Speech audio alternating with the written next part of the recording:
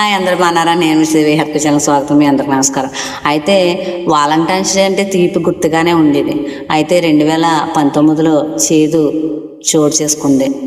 వీర జవాన్లు, తల్లి తండ్రి, ఇంకా భార్యలు, ఇంకా బిడ్డలు, ఎందరో మంది ఆ ఇంట్లో ఉన్నటువంటి యజమానిని దేశ సంరక్షణ కోసం పంపిస్తున్నారు, సంతానాన్ని పంపిస్తున్నారు దేశ సంరక్షణ కోసం. అలాంటి వారిని టార్గెట్ చేసి 40 మందిని చంపేయడం జరిగింది ఒక పేలుడు సామానం పెట్టి. మనం వాలంటైన్స్ డేని చక్కగా సెలబ్రేట్ చేసుకోవడంలో తప్పులేదు, కానీ సమాజంలో మన ఇంట్లో కూడా ఒక కుమారుడు ఇద్దరుంటే ఒక్కరిని, నలుగురున్నా ఇద్దరిని, లేదా కనీసం ఒక్కరిని, అది ఎవరైతే వీర జవాన్లు ఉన్నారో వారిగానో, లేదా లా నుండి సమాజంలో చట్టాన్ని ధర్మబద్ధంగా చేసేటటువంటి పోలీసుల కిందో, లాయర్ల కిందో, ఇలాగ సమాజానికి హితం చేసేటటువంటి స్థానంలో మన సంతానాన్ని పెంచే విధంగా మనం ఉండాలి. ఎందుకంటే జవాన్లు మరణాన్ని ఒక్కరోజు తెలుసుకోవడం కాదు. ఎందుకంటే ఒక మనిషిని కోల్పోవడం, దేహబంధువుని కోల్పోవడం అనేది సామాన్య విషయం కాదు. అది నాకు ఎంతో చక్కగా తెలుసు, ఎందుకంటే నేను కూడా నా చెల్లిని కోల్పోయాను.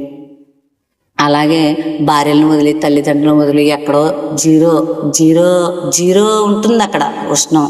అలాంటి కాడ ఎంతో విపరీతమైన గడ్ల కట్టే చలిలో వాళ్ళకి ఒక్కొక్కసారి ఉంటుంది అన్ని సౌకర్యాలు, కొన్ని చోట్ల ఉంటాయి, కొన్ని చోట్ల లభించవు. అయినా కూడా అవన్నీ వాళ్ళు తట్టుకుంటారు.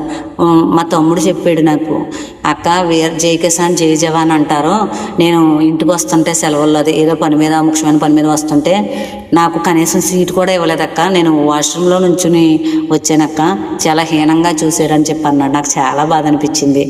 అయితే మనం ఎక్కడైనా మనకి వీళ్ళు దొరికారనుకో, వీళ్ళు కనిపించారనుకోండి, వాళ్ళకి మనం కనీసం మనం మర్యాదగా మనం కూర్చునే సీట్ అది ఇవ్వడం, చక్కగా ప్రియమాన పలకరించడం అది చేయాలి. మనం జవాన్లని మన తోబుట్టులుగా చూడాలి. వాళ్ళు దేశ సరిహద్దుల్లో ఉన్నారు కనుకనే మనం ఇళ్లలో భార్యతో, బిడ్డలతో, సమాజంలో అన్ని రకాల సెలబ్రేషన్లు మనం చేసుకుంటున్నాం. అలాంటి జవాన్లకు మనం రుణపడి ఉండాలి. మా చిన్నమ్మగారు అబ్బాయి కూడా జవాన్గా వర్క్ చేస్తున్నాడు. ఈ యొక్క కాన్సెప్ట్ మీకు నచ్చినట్టయితే లైక్ చేయండి, షేర్ చేయండి.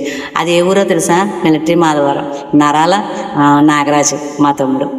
బాయ్.